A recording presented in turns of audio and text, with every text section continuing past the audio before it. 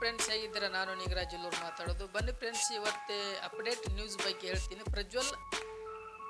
Prajwal ರೇವಣ್ಣನಿಗೆ big shock ಕೊಟ್ಟ ಜೀವಾವಧಿ ಶಿಕ್ಷೆ ಪ್ರಕಟಿಸಿದ ಕೋರ್ಟ್.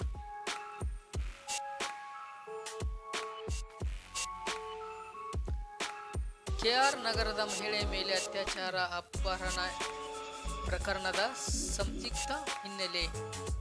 ಜೆಡಿಎಸ್ ಮಾಜಿ ಸಂಸದ ಪ್ರಜ್ವಲ್ ರೇವಣ್ಣ ವಿರುದ್ಧ 2024ರಲ್ಲಿ ಲೋಕಸಭಾ ಚುನಾವಣೆ ಸಂದರ್ಭ ಸರಣಿ ಅತ್ಯಾಚಾರ ಆರೋಪ ಕೇಳಿಬಂದಿತ್ತು. ಅವರು ಲೈಂಗಿಕ ದೌರ್ಜನ್ಯ ಎಸಗಿದ್ದಾರೆ ಎನ್ನಲಾದ ಅಶ್ಲೀಲ ವಿಡಿಯೋಗಳು ವೈರಲ್ ಆಗಿದ್ದವು. ಇದರಲ್ಲಿ ಮೈಸೂರು ಕೆಆರ್ ನಗರ ಮಹಿಳೆ ಮೇಲೆ ಅತ್ಯಾಚಾರ ಎಸಗಿದ ಆರೋಪ ಒಂದಾಗಿದೆ.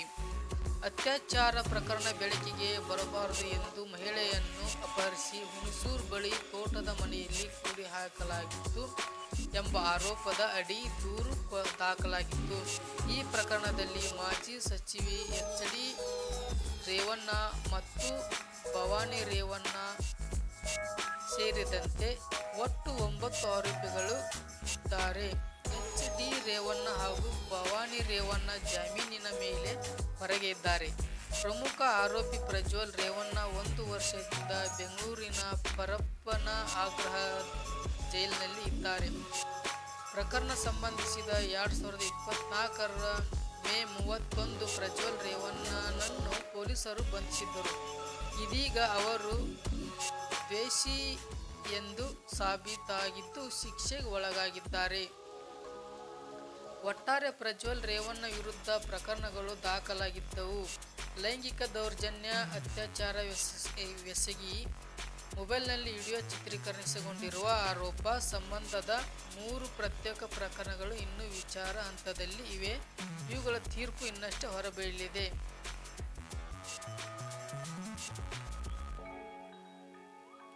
ಇನ್ನು ಪ್ರಜ್ವಲ್ ರೇವಣ್ಣನಿಗೆ ಶಿಕ್ಷೆ ವಿಧಿಸಿರುವ ವಿವರ, ಯಾವ ಸೆಕ್ಷನ್ ಅಡಿ ಎಷ್ಟು ಶಿಕ್ಷೆ ಎಂದು ಇಲ್ಲಿ ವಿವರವಾಗಿ ಸಂಕ್ಷಿಪ್ತವಾಗಿ ಹೇಳಲಾಗಿದೆ. ಐಪಿಸಿ ಸೆಕ್ಷನ್ 376(2)ಕೆ ಅಡಿಯಲ್ಲಿ ಜೀವಾವಧಿ ಶಿಕ್ಷೆ 5 ಲಕ್ಷ ರೂಪಾಯಿ ದಂಡ. 376(2)ಎನ್ ಅಡಿ ಪದೇ ಅತ್ಯಾಚಾರಕ್ಕೆ ಜೀವನ ಪರ್ಯಂತ ಜೈಲು, 5 ಲಕ್ಷ ರೂಪಾಯಿ ದಂಡ.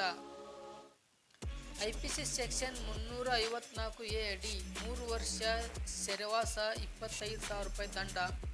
ಐಪಿಸಿ ಸೆಕ್ಷನ್ 354(ಬಿ) ಅಡಿ 7 ವರ್ಷ ಸೆರೆವಾಸ, 50,000 ರೂಪಾಯಿ ದಂಡ.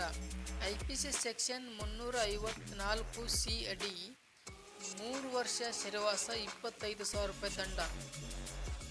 ಸೆಕ್ಷನ್ 506 ಅಡಿ 2 ವರ್ಷ ಸೆರೆವಾಸ, 10,000 ರೂಪಾಯಿ ದಂಡ. ಸೆಕ್ಷನ್ 201 ಅಡಿ 3 ವರ್ಷ ಸೆರೆವಾಸ, 25,000 ರೂಪಾಯಿ ದಂಡ.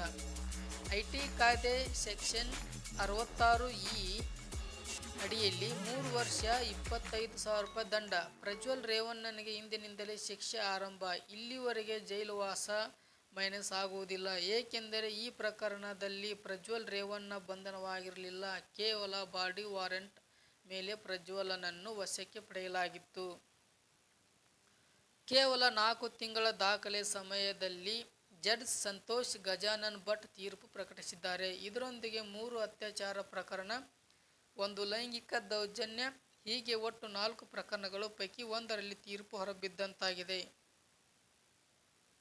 ಪ್ರಜ್ವಲ್ ರೇವಣ್ಣ ತಪ್ಪಿಸ್ಥ ಎಂಬುದು ಸಾಬೀತಾಗಿದೆ. ಪ್ರಜ್ವಲ್ ದ್ವೇಷಿ ಎಂದು ಶುಕ್ರವಾರ ತೀರ್ಪು ನೀಡಿದ್ದು, ಕೋರ್ಟ್ ಶಿಕ್ಷೆ ಪ್ರಕರಣ ವಿಚಾರಣೆಯನ್ನು ಶನಿವಾರಕ್ಕೆ ಮುಂದೂಡಲಾಗಿತ್ತು.